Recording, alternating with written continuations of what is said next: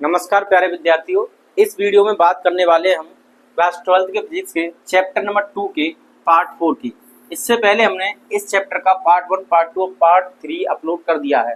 यह पार्ट 4 होने वाला है जिसमें हम कवर करने वाले हैं इन टॉपिकों को। आप यहाँ पर देख सकते हैं यह यूपी बोर्ड में 3 नंबर का आता है, कम से कम 3 नंबर के आते हैं। डेरिवेशन है एक समान वैद्युत क्षेत्र में वैद्युत द्विध्रुव को घुमाने में किया गया कार्य है, विद्युत क्षेत्र में द्विध्रुव की स्थिर ऊर्जा। इन दोनों में से हो सकता है इस बार आपके पेपर में आ जाए, और आएगा तो कम से कम 3 नंबर का आएगा।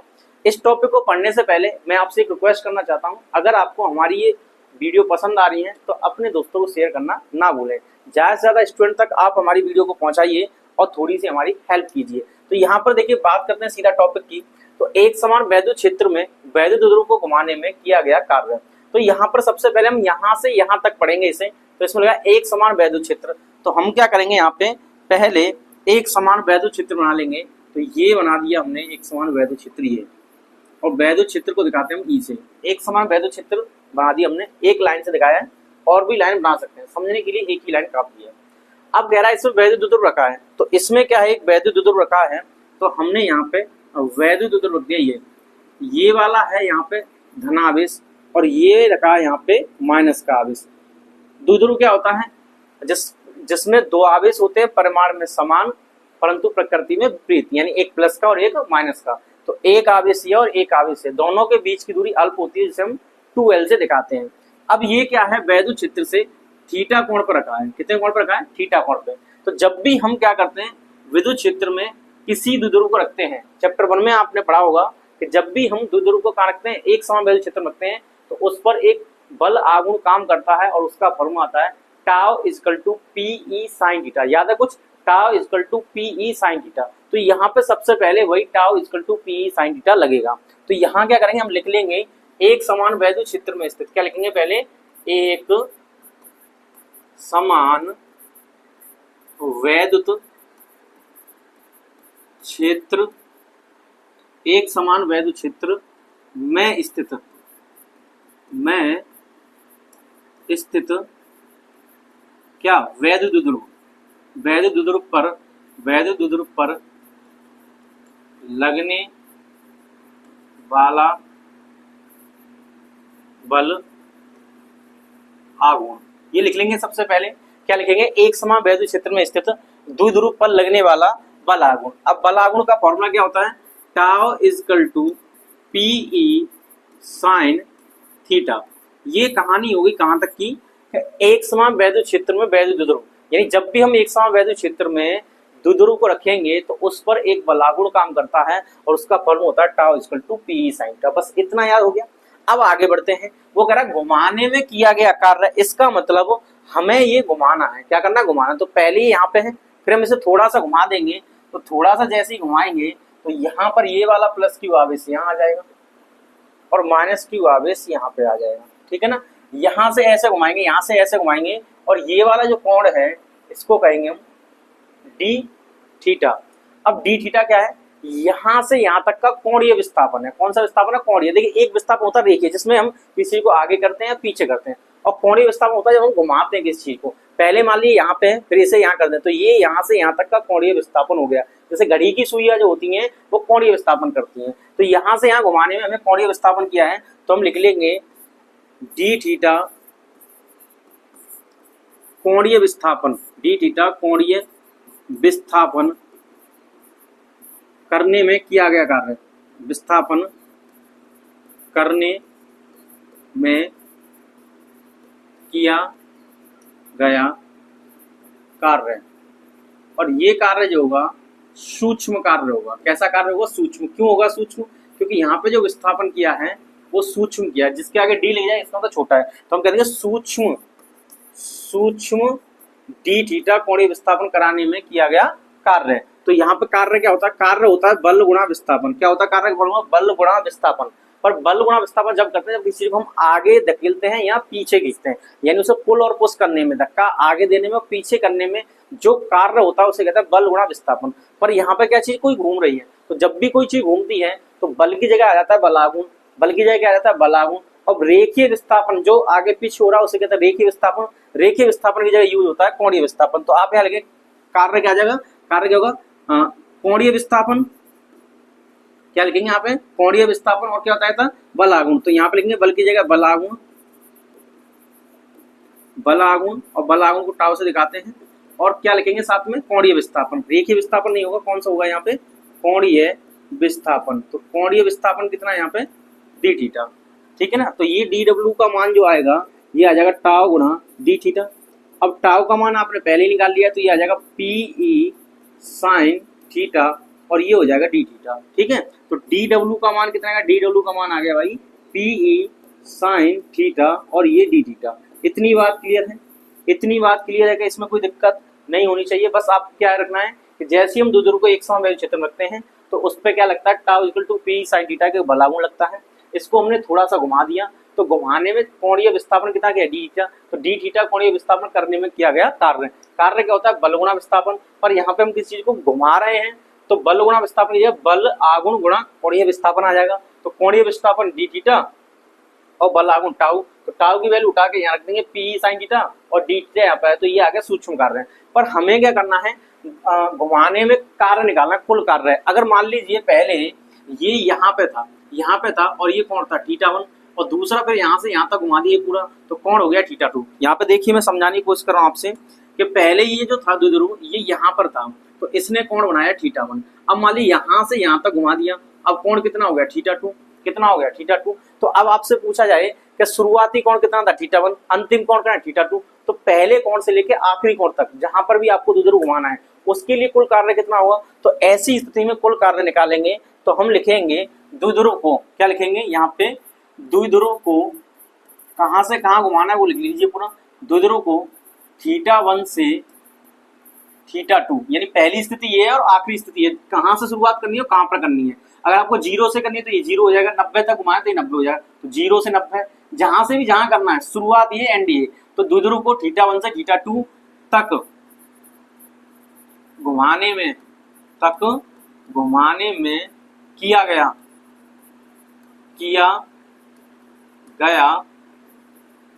कुल कार्य, क्या निकालना है, कुल कार्य।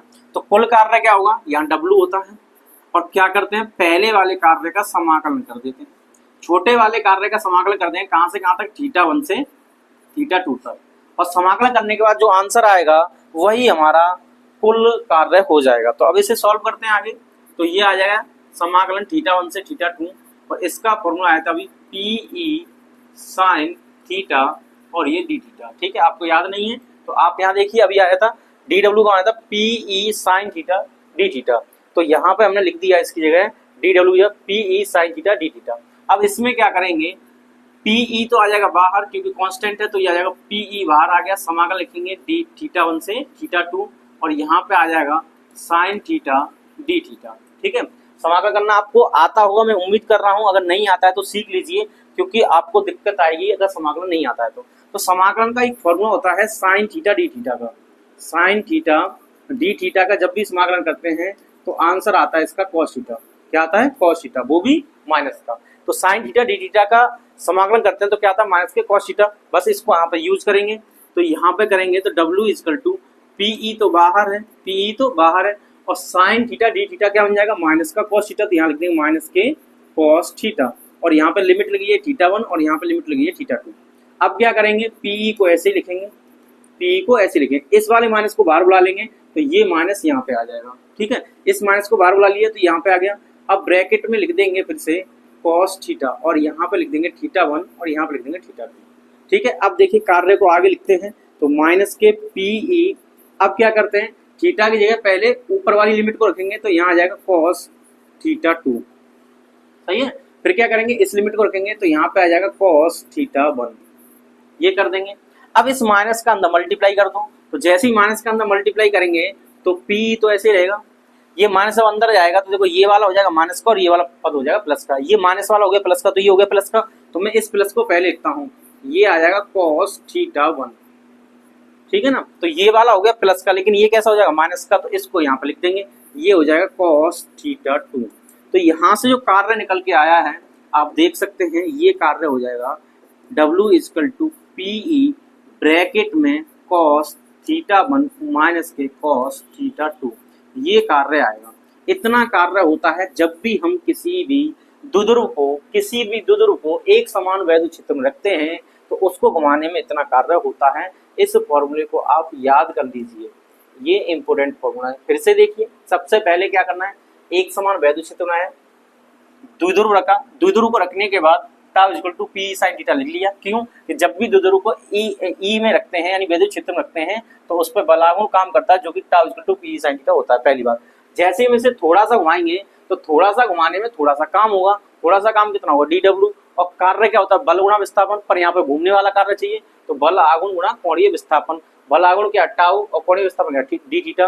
तो टाउ की वैल्यू क्या है यहाँ पे, पी साइन थीटा, तो यहाँ पे इसकी पी साइन थीटा रखेंगे और ये आ गया डी थीटा, तो ये आ गया छोटा सा कार्य। अब हमें कुल कार्य चाहिए, ये हमें शुरुआत से एंड तक घुमाना है, तो कहाँ से कहाँ घुमाना है, जहां भी घुमाना हो तो हम यहाँ पे लिख देंगे कि थीटा 1 से थीटा 2 घुमाने में किया गया कुल कार्य। तो शुरुआती पॉइंट जो भी आप जितना इसे 0 कर लो, इसको 20 कर लो, इसको 30 कर लो, इसको 50 कर लो, तो पहला कोण यहाँ रखेंगे, दूसरा कोण यहाँ रखेंगे। तो हमने क्या इसका समाकलन कर दिया। समाकलन जैसे ही करेंगे तो थीटा 1 से थीटा 2 डी डब्ल्यू आ जाएगा। डी डब्ल्यू का मान होता है पी साइन थीटा, तो पी साइन थीटा कर दिया, किसके सापेक्ष करेंगे, डी थीटा के। पी यहाँ पे बाहर आ जाएगा और यहाँ बचेगा sine theta cos theta, sorry sine theta d theta. अब साइन थीटा का जो समाकलन होता है वो माइनस के कॉस थीटा होता है, तो इसकी जगह, इस पूरे की जगह पर इसको उठा के रख देंगे। तो यहाँ पे क्या करेंगे, देखो पी तो बाहर आ गया और उस पूरे की जगह पर ये पूरा साइन थीटा डी थीटा की जगह रख देंगे माइनस के कॉस थीटा आ गया। यहाँ पे थीटा 1 है, यहाँ थीटा 2 है, थीटा 1 थीटा 2। अब इस माइनस को मैंने बाहर कर लिया तो ये माइनस आ गया बाहर, ठीक है ना। तो ये जैसे ही माइनस बाहर आएगा तो ये पी माइनस का हो जाएगा और ये पी माइनस का हो गया तो ब्रैकेट में बचेगा कॉस थीटा। अब बचा ऊपर थीटा 2 और यहाँ पे थीटा 1। तो सबसे पहले क्या करेंगे, ये माइनस का पी है, थीटा 2 को इस थीटा की जगह रखेंगे, इस थीटा 2 को, तो थीटा 2 आ गया। फिर माइनस लगाते हैं, फिर माइनस लगा के कॉस थीटा 1 कर देंगे। इस माइनस का अंदर मल्टीप्लाई करेंगे, ये वाला प्लस का और ये वाला माइनस का, तो ये प्लस वाला पहले आएगा, माइनस वाला बाद में आ जाएगा। इस तरीके से हम यहाँ पे कार्य निकाल सकते हैं कब, जब किसी द्विध्रुव को एक समान वैद्युत क्षेत्र में रखा जाता है। इतनी बात समझ आ गई। अब क्या करते हैं, इनकी कुछ स्थितियां पढ़ते हैं। क्या पढ़ते हैं, स्थितियां। तो मैं पहले फॉर्मूला लिख रहा हूँ, W equal to p E bracket में कॉस थीटा 1 माइनस के कॉस थीटा 2। ये इसका फॉर्मूला निकल के आया है जब भी हम द्विध्रुव को एक समान वैद्युत क्षेत्र में घुमाते हैं तब। तो इसके कुछ केस होंगे। केस फर्स्ट क्या लिखेंगे, केस फर्स्ट क्या लिखेंगे, यदि थीटा 1 हो जाए 0 तथा थीटा 2 हो जाए थीटा। यानी इसका मतलब ये हुआ, बड़े ध्यान से देखना, कि ये द्विध्रुव पहले ऐसा था, ये बिल्कुल ऐसा हो जाए, ये ऐसा था ऐसा हो जाए, यानी इधर की साइड ई है और इधर ही द्विध्रुव आ जाए, इधर की साइड ई है और इधर ही द्विध्रुव आ जाए, तो दोनों के बीच में जो कोण होगा कितना होगा, 0 हो जाएगा। कितना हो जाएगा, 0 हो जाएगा। मैं यहाँ ये समझाना चाह रहा हूँ कि अगर ई की दिशा इधर है, ई की दिशा इधर है और द्विध्रुव भी इधर ही आ जाए, तो द्विध्रुव भी इधर आ जाए, भाई इधर आ गया, ये प्लस क्यू और ये माइनस क्यू, तो ये भी यहाँ आ गया। तो P की डायरेक्शन किधर हो जाएगी, माइनस से प्लस होता है, तो माइनस से प्लस ई भी इधर और ये भी इधर, तो थीटा का मान कितना हो जाएगा इस स्थिति में, 0। तो ऐसी स्थिति में थीटा का मान हो गया 0, यानी पहले ये जो रखा है यहाँ रखा है 0 पे। अब यहाँ से कितना घुमाना है वो देख लीजिए। तो पहला कोण तो हो जाएगा 0 और दूसरा जो भी आप घुमाएं, जितना घुमाएं वो दूसरा हो जाएगा। तो ऐसी स्थिति में W का मान आएगा, W equal to p E bracket में कॉस थीटा 1 की जगह क्या लिखना है आपको, 0 माइनस कॉस थीटा 2 की जगह क्या लिखना है आपको, थीटा। ठीक है, और कॉस 0 का मान कितना होता है, कॉस 0 का मान होता है 1। कॉस 0 का मान कितना होता है, 1 होता है, तो इसकी जगह 1 आ जाएगा। तो W equal to p E bracket में 1 माइनस कॉस थीटा इसका आंसर आ जाएगा, जब ऐसी कंडीशन आए तब। दूसरी कंडीशन, दूसरा केस हम कर सकते हैं कि अगर मान लीजिए थीटा 1 की 0 की जगह अगर हम 90 कर दें, 0 से ना घुमाए, कहाँ से 90 से घुमाए तो 90 रख देंगे और कहीं से घुमाना है वहां रख देंगे। तो कुल मिला के बात ये है कि पहले कोण कौन सा लेना है और आखिर में कोण कौन सा लेना है वो देखिए और दोनों को फिट कीजिए। पहले की वैल्यू यहाँ रखिए, दूसरे की यहाँ रखिए और कॉस के मान आपको याद होंगे और यहाँ पर लगा दीजिए, आंसर आ जाएगा। ये बात क्लियर है, ठीक है। अगर मान लीजिए हम 0 से 180 से घुमाएं, तो 0 से 180 का मतलब है कि पहले ऐसा रखा फिर ऐसा घुमा दें, पहले ऐसा रखा फिर ऐसे घुमा दें, तो यहाँ पे कार्य क्या आएगा। तो ये आप खुद से कीजिए, मैंने यहाँ पे एक केस में ही आपको समझा दिया है कि थीटा 1 कितना आना है और थीटा 2 कितना आना है। इतनी बात क्लियर है, इसको नोट कर लीजिए। अगर आपने ये नोट नहीं किया है तो आप इसे भी नोट कर लीजिएगा। अब देखिए बात करते हैं टॉपिक नंबर 2 की, विद्युत क्षेत्र में द्विध्रुव की स्थिति ऊर्जा क्या होती है। इससे पहले मैं आप लेक्चर में बताया था कि स्थिति ऊर्जा जब भी हम फिजिक्स में निकालते हैं तो कार्य के बराबर होती है। किया गया कार्य बराबर स्थितिज ऊर्जा, किया गया कार्य बराबर स्थितिज ऊर्जा। अब इसमें पूछा है कि द्विध्रुव विद्युत क्षेत्र में द्विध्रुव की स्थितिज ऊर्जा, तो विद्युत क्षेत्र में क्या रखा है, द्विध्रुव का है, विद्युत क्षेत्र में क्या रखा है, द्विध्रुव, जैसे कि अभी रखा था वहां पे हम घुमा रहे थे, अब यहाँ पे रखना है।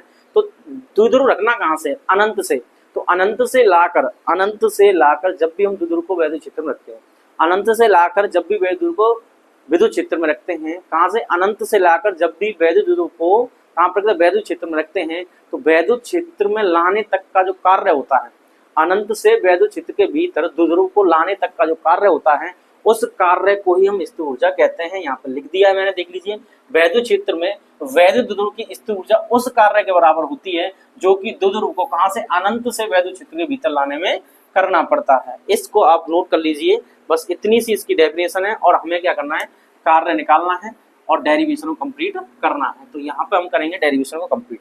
तो यहाँ पर देख लीजिए, मान लीजिए यहाँ पर ये वैद्युत क्षेत्र है,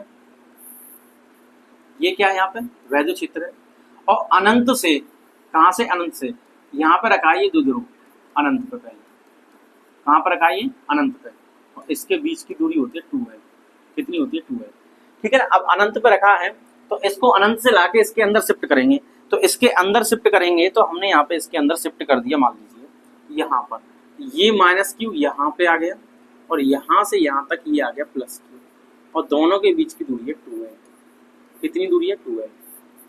इतनी बात समझ में आ गई क्या, कहाँ से लेके आए, अनंत से, तो अनंत से लाए और इसके अंदर शिफ्ट कर दिया। क्या हम खुद लेके आए या ऑटोमेटिक आया, तो यहाँ पे ध्यान से देखिए, ये ई की दिशा इधर है, ई की दिशा इधर होने का मतलब यहाँ कहीं प्लस आवेश होगा, प्लस आवेश से ई की दिशा हमेशा बाहर की ओर होती है, तो इसका मतलब ये प्लस आवेश और प्लस आवेश से ई की दिशा इधर जा रही है। और यहाँ पे द्विध्रुव में सामने कौन सा आवेश है, कौन सा आवेश है, -q, तो इस -q को ये +q क्या करेगा, आकर्षित करेगा, और आकर्षित करेगा तो इस द्विध्रुव के इस वाले आवेश पर बल लगेगा जो कि वैद्युत क्षेत्र लगाएगा, यानी ये वैद्युत क्षेत्र इसको अपनी ओर खींचेगा, ये वैद्युत क्षेत्र इसको अपनी ओर खींचेगा, और खींचेगा तो हम ये कह सकते हैं वैद्युत क्षेत्र द्वारा किया गया कार्य। तो वैद्युत क्षेत्र द्वारा किया गया कार्य, तो कार्य क्या निकालेंगे, बल गुणा विस्थापन, तो बल गुणा विस्थापन, तो हम यहाँ निकालेंगे, लिखेंगे कि वैद्युत क्षेत्र द्वारा वैद्युत द्विध्रुव पर किया गया कार्य,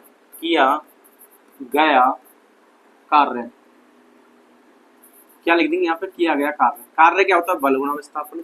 तो बल गुणा विस्थापन तो लिख लेंगे हम, लेकिन कैसे लिखेंगे, यहाँ पे देखिए, ये वैद्युत क्षेत्र इस वाले आवेश को अपनी ओर खींच रहा है, तो इस पे बल लगेगा, इस पे जो बल लगेगा वो ये हो जाएगा F = QE, कौन सा बल हो जाएगा, F = QE। अब ये कौन से आवेश पर लग रहा है, -q आवेश, तो यहाँ पर लिखेंगे -q आवेश पर बल, -q आवेश पर बल, ठीक है। तो -q आवेश पर इनटू, अब देखिए जब ये -q आवेश जब इसके अंदर आएगा तो साथ में +q भी आएगा। अब +q आएगा तो +q जब यहाँ पे आ गया तो -q यहाँ पहुंच गया। फिर से देखिए, इसको उठा के हम यहाँ ले आए, तो ये जो -q है यहाँ पे आ गया, ये +q यहाँ पे आ गया, दोनों के बीच की कितनी दूरी है, 2l है, कितनी है, 2l है। अब मैं आपसे कहूँ इस +q आवेश को यहाँ पे लाना है, इस +q आवेश को यहाँ पे आना है, तो यहाँ से यहाँ तक आने में इसे कितनी दूरी चलनी पड़ेगी, 2l, बिल्कुल सही है ना। यहाँ से यहाँ तक आने में कितनी दूरी चलनी पड़ेगी, इसे 2l, तो इसका मतलब ये हुआ कि -q आवेश में 2l दूरी कम चली है और +q आवेश को 2l दूरी ज्यादा चलनी पड़ेगी, तो ये हो जाएगा इसका विस्थापन। तो -q आवेश पर बल मल्टीप्लाई अतिरिक्त दूरी, क्या करेंगे, अतिरिक्त दूरी, और ये अतिरिक्त दूरी किसकी होगी, +q आवेश की। तो कार्य का फॉर्मूला यहाँ पे निकल के आएगा, ये हो जाएगा बल क्या हो जाएगा, QE माइनस का मल्टीप्लाई, क्योंकि इसकी दिशा इधर है, देखिए इस पर जो बल लगेगा वो इधर लगेगा और ई की दिशा इधर है, तो इसलिए माइनस आएगा। अतिरिक्त दूरी कितनी है यहाँ पर, 2l। अब आप इसको आगे देखेंगे तो मैं इसको E लिख सकता हूँ और इसको मैं ऐसे लिख सकता हूँ, Q गुणा 2l लिख सकता हूँ एक साथ। इस Q को और 2l को मैंने एक साथ लिख दिया और E को अलग कर दिया, तो ये क्या बन गया, P बन गया। तो यहाँ पर लिख दिया माइनस के E और ये बन गया P, क्या बन गया, P पता ना क्या होता है, द्विध्रुव आघूर्ण, Q गुणा 2l, क्या होता है, Q गुणा 2l। तो इसको हम ऐसे लिख सकते हैं कि यहाँ पर जो कार्य आएगा माइनस के PE हो जाएगा, कितना हो जाएगा, माइनस के PE हो जाएगा, ये बात सही है। और यह कार्य स्थिर ऊर्जा होगा, तो इसलिए हम लिख सकते हैं कि U बराबर W बराबर माइनस के PE। कोई दिक्कत, इसमें कोई दिक्कत नहीं होनी चाहिए। सबसे पहले हमें क्या करना है, द्विध्रुव को अनंत से उठा के इसके भीतर लाना है।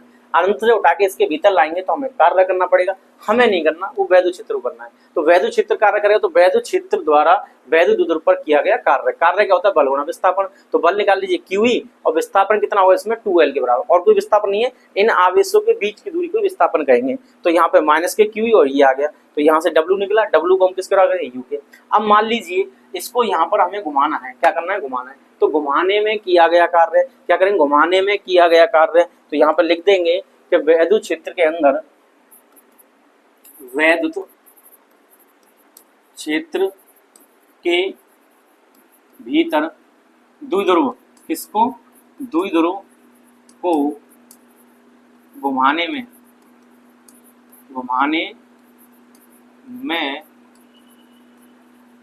किया गया कार्य। और अभी मैंने आपको ये फॉर्मूला बताया था कि वैद्युत द्विध्रुव को घुमाने में किया गया कार्य क्या होता है भाई, ये वाला बताया था। देखिए यहाँ पे यही तो होता है, W = P ब्रैकेट में cos θ1 माइनस के cos θ2। ये कब है, जब आपको दो कोण दिए हों, और ये कब है, जब कोण एक 0 हो और कैसा हो, दूसरा थीटा हो। तो यहाँ पे समझिए, जब इसको हम अंदर ला रहे हैं, तो ये पहला सीधा सीधा है, किसी कोण पे तो नहीं आ रहा। देखो ये आया और इसके अंदर आ गया, ये आया और इसके अंदर आ गया, इसमें कोई कोण नहीं, तिरछा नहीं आया है, ये बिल्कुल सीधा आया। तो सीधा है, इसका मतलब इसमें एक कोण 0 हो जाएगा। तो यहाँ पर जो कार्य आएगा, वैद्युत क्षेत्र के भीतर द्विध्रुव को घुमाने में किया गया कार्य है, तो यहाँ पे हम लिख देंगे W = PE ब्रैकेट में 1 माइनस cos θ, ये लिख देंगे। क्यों लिखेंगे ये 1 माइनस cos θ वाला, क्योंकि ये किसी भी कोण पर नहीं है। पहला कोण क्या मान लेंगे हम, 0 मान लेंगे। तो ये वाली कंडीशन आपको याद रखनी है, जो नोट पॉइंट में लगाई थी ये वाली। तो पहले को 0 मानेंगे, दूसरे को मान लेंगे थीटा, तो इस वजह से कार्य आएगा इतना। और इस कार्य को हम कहाँ पे यूज करेंगे, यहाँ पर प्रयोग करेंगे, यहाँ पे, ठीक है ना। तो वैद्युत क्षेत्र के भीतर द्विध्रुव को घुमाने में किया गया कार्य। अब देखिए, पहला कार्य ये था जो कि ऊर्जा के रूप में आया, अब कार्य आ गया ये, तो कुल कार्य कितना हो जाएगा, ये भी ऊर्जा होगा, तो कुल कार्य हो जाएगा, दोनों को जोड़ देंगे। तो यहाँ पे लिखेंगे हम, क्या लिखेंगे, जो आपको हेडिंग में पूछा था, यहाँ पे देखिए क्या लिखा था, द्विध्रुव की स्थित ऊर्जा, तब लिखेंगे द्विध्रुव की स्थित ऊर्जा, तब द्विध्रुव की स्थितिज ऊर्जा। तो द्विध्रुव की स्थित ऊर्जा क्या हो जाएगी, दोनों कार्य को जोड़ दीजिए। तो कार्य को जोड़ देंगे, हमने मान लिया U, पहला कार्य कितना आया था, यहाँ पे देखिए पहला कार्य कितना आया था, ये ऊर्जा के बराबर है माइनस के PE, तो यहाँ पे लिख देंगे माइनस के PE, तो ये आ गया माइनस के PE, प्लस लगाएंगे, फिर इसको भी जोड़ देंगे, तो ये आ जाएगा PE ब्रैकेट में 1 माइनस cos θ। यानी ये भी ऊर्जा ही है, ये क्या है, ऊर्जा है। तो ऊर्जा है, तो इसको भी हम जोड़ देंगे। घुमाने में किया गया कार्य किसके बराबर होता है, ऊर्जा के। तो यहाँ पर हम इस भी ऊर्जा को जोड़ देंगे, दोनों ऊर्जा को जोड़ देंगे, कुल ऊर्जा निकल आएगी। और कुल ऊर्जा निकल आएगी, वही हो जाएगी वैद्युत क्षेत्र में द्विध्रुव की स्थित ऊर्जा। तब वैद्युत क्षेत्र में द्विध्रुव की स्थित ऊर्जा, तो यहाँ पे क्या करेंगे, माइनस के PE ऐसे रहेगा, प्लस लाएंगे, इसका इसमें गुणा कर दीजिए, तो आ जाएगा PE, फिर माइनस का करेंगे PE cos θ, ठीक है ना। इसका मल्टीप्लाई इसमें क्या आ गया, फिर इसका मल्टीप्लाई इसके साथ करेंगे, आ जाएगा, इससे ये मर जाएगा। तो U का जो वैल्यू आएगा माइनस के PE cos θ आएगा, क्या आएगा, U = माइनस के PE cos θ। इस फॉर्मूले को आप याद रखें, ये भी इम्पोर्टेंट है। दो फॉर्मूले याद रखने हैं आपको, एक तो ये याद रखना है, यानी W = मैं बता रहा हूँ फिर से, W = PE ब्रैकेट में cos θ1 माइनस cos θ2। ये क्या है, कार्य है, घुमाने में कार्य है। और ऊर्जा की बात करें तो माइनस के PE cos θ, ये दोनों फॉर्मूले आपको याद रखने हैं, ठीक है ना। अगर जब भी हमें कार्य की बात आए तो ये याद करना है, और ऊर्जा की बात आए तो ये याद करना है, ठीक है। इस तरीके से हम इसे निकाल सकते हैं। यहाँ पे ये डेरिवेशन खत्म होता है, इसमें कुछ ज्यादा चीजें हार्ड नहीं थी। अब इसमें भी कुछ केस होते हैं, तो केस फर्स्ट की बात कर लें, किसकी बात कर लें, केस फर्स्ट की बात कर लें। तो यहाँ पे केस फर्स्ट में क्या करना है, आपको पहले थीटा का मान 0 रखना है। तो जैसे थीटा का मान 0 रखेंगे तो cos 0 हो जाएगा, कितना हो जाएगा, cos 0। तो यहाँ पे केस फर्स्ट की बात करते हैं, तो केस फर्स्ट की बात करेंगे, केस फर्स्ट यदि थीटा बराबर 0, तब U का मान क्या हो जाएगा, U = माइनस के PE cos 0 हो जाएगा। और cos 0 का मान कितना होता है, cos 0 का होता है 1, तो U का मान आ गया माइनस के PE, और इसे कहते हैं स्थायी संतुलन की अवस्था। क्या कहेंगे इसे, स्थायी संतुलन की अवस्था। याद रखना इस चीज को, जब भी थीटा 0 हो जाए तो u का मान जो आएगा थीटा 0 पर जो होता है वो स्थायी संतुलन की अवस्था होती है। कितनी होती है? स्थायी संतुलन की। दूसरी बात, अस्थायी संतुलन क्या होता है? तो सेकंड में बात करेंगे, यदि थीटा का मान 180 अंश हो जाए, कितना हो जाए? 180 अंश, तब u का मान क्या आ जाएगा भाई? u इक्वल टू माइनस के पीई कॉस 180 अंश, और कॉस 180 अंश का जो मान होता है -1 होता है, तो यहाँ पे हम लिखेंगे माइनस के पीई और ये माइनस के 1, माइनस माइनस क्या हो जाएगा? प्लस, तो u इक्वल टू आ जाएगा प्लस के पीई, और इसको कहेंगे अस्थायी संतुलन। क्या कहेंगे इसे? अस्थायी संतुलन की अवस्था।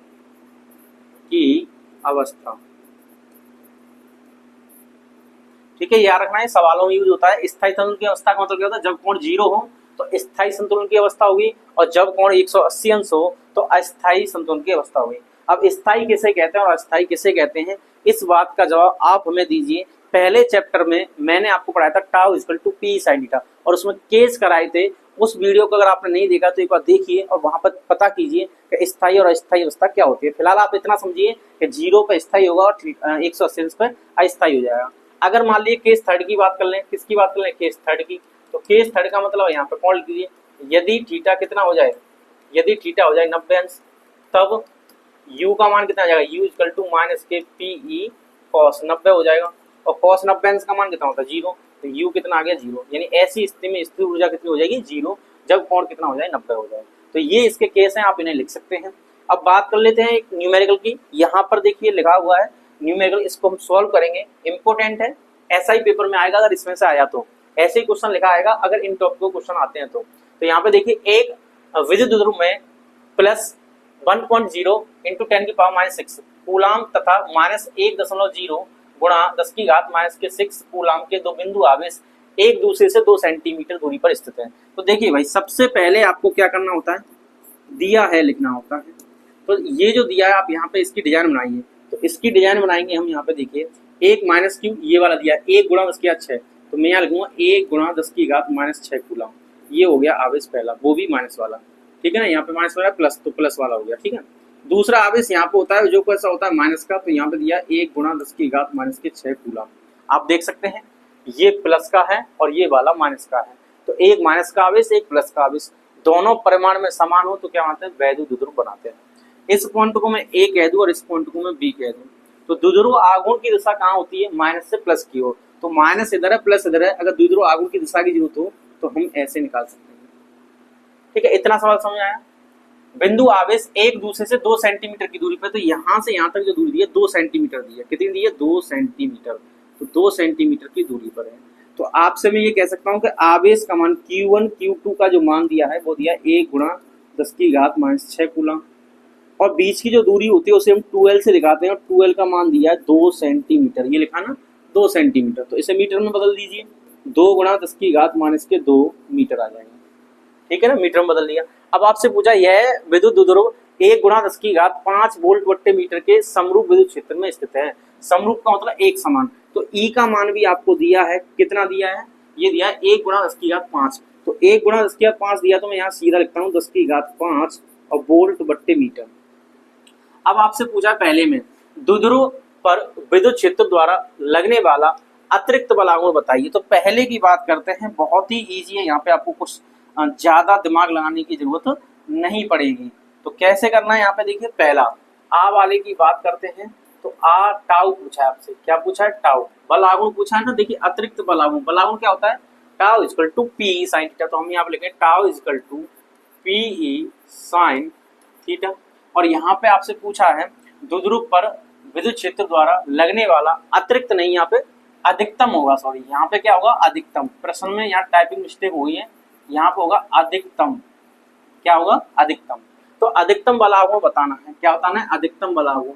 तो अधिकतम बलागुण कैसे निकालेंगे? तो tau equal to p sine. सबसे पहले हमें पी की वैल्यू चाहिए। पी है कहीं? यहाँ पे नहीं है। तो पी क्या होता है? पी होता है Q गुणा 2L।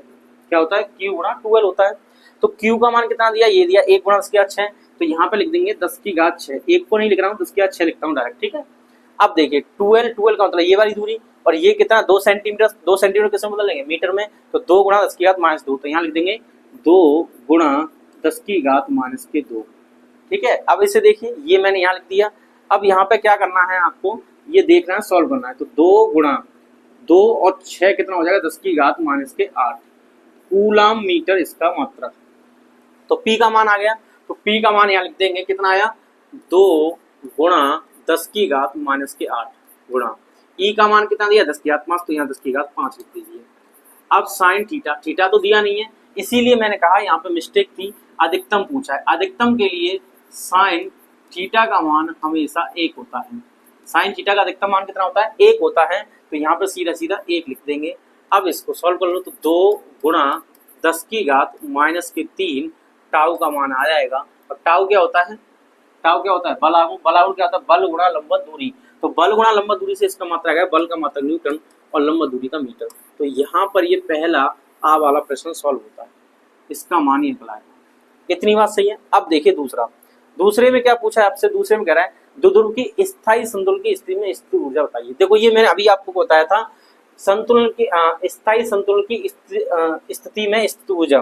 तो यहाँ पे देखिए ये बताया था स्थायी संतुलन की अवस्था में, तो U का मान कितना हो जाएगा -PE। तो जब बा की बात करेंगे यानी प्रश्न संख्या बा, तो U का मान जो हो जाएगा -PE हो जाएगा। अब माइनस ऐसे लिखिए, P का मान कितना दिया है निकाला है जो हमने 2 गुणा 10 की घात -8, यही तो निकाला है 2 गुणा 10 की घात -8। अब E का मान कितना दिया यहाँ पे, E का मान दिया है आपको 10 की घात 5, तो यहाँ 5 लिख दीजिए। अब इसको सॉल्व कीजिए, -2 गुणा 8 में से 5 गए तो यहाँ पे -3 और मात्रक आ जाएगा जूल। क्या आ जाएगा जूल, क्योंकि ये ऊर्जा है, तो ऊर्जा का मात्रक जूल। इस तरीके से भाग होगा। तीसरा देखिए, द्विध्रुव की स्थायी संतुलन की स्थिति में 180 अंश घुमाने पर स्थितिज ऊर्जा, यहाँ पर ऊर्जा लिखा होगा, कितना अंश घुमाना है 180 अंश। तो इसका मतलब ये हुआ कि जो ये यहाँ पे U का जो मान निकालना क्या होता है फॉर्मूला -KPE cos थीटा होता है। तो थीटा की जगह यहाँ 180 अंश लिख देना। तो जैसे ही 180 अंश लिखेंगे तो इसका मान कितना हो जाएगा -1, और -1 का जब इसमें गुणा करेंगे तो ये हो जाएगा प्लस का PE। क्या हो जाएगा प्लस का PE, इसका आंसर ये आ जाएगा। अब देखिए, द्विध्रुव को विद्युत क्षेत्र की दिशा से 90 अंश घुमाने में, 90 अंश घुमाने में आवश्यक ऊर्जा बताइए। तो कितना अंश घुमाना है 90, तो इसको आप खुद से कीजिए। इसको क्या करना है आपको खुद से करना है, कमेंट करके बताना है कि इसका आंसर क्या आएगा। तो उम्मीद कर रहा हूँ यह प्रश्न आपको समझ में आया होगा। इसी तरीके का प्रश्न आपको बोर्ड पूछता है। तो यहाँ पर हमने बात की इन दो टॉपिकों की, एक समान वैद्युत क्षेत्र में वैद्युत द्विध्रुव को घुमाने में किया गया कार्य, विद्युत क्षेत्र में द्विध्रुव की स्थिर ऊर्जा। तो इसका फॉर्मूला है U = -KPE cos थीटा, ये याद रखें। और इसके लिए जो है W = PE ब्रैकेट में cos θ1 - cos θ2, ठीक है ना, ये इसका है घुमाने में किया गया कार्य। तो ये दोनों फॉर्मूले, दोनों डेरिवेशन इंपॉर्टेंट है, आप इन्हें पढ़ लीजिए, समझ लीजिए, ठीक है ना। तो इस वीडियो में इतना, यहीं पे खत्म करते हैं, मिलते हैं नेक्स्ट वीडियो में। पढ़ते रहिए, मुस्कुराते रहिए। जय हिंद।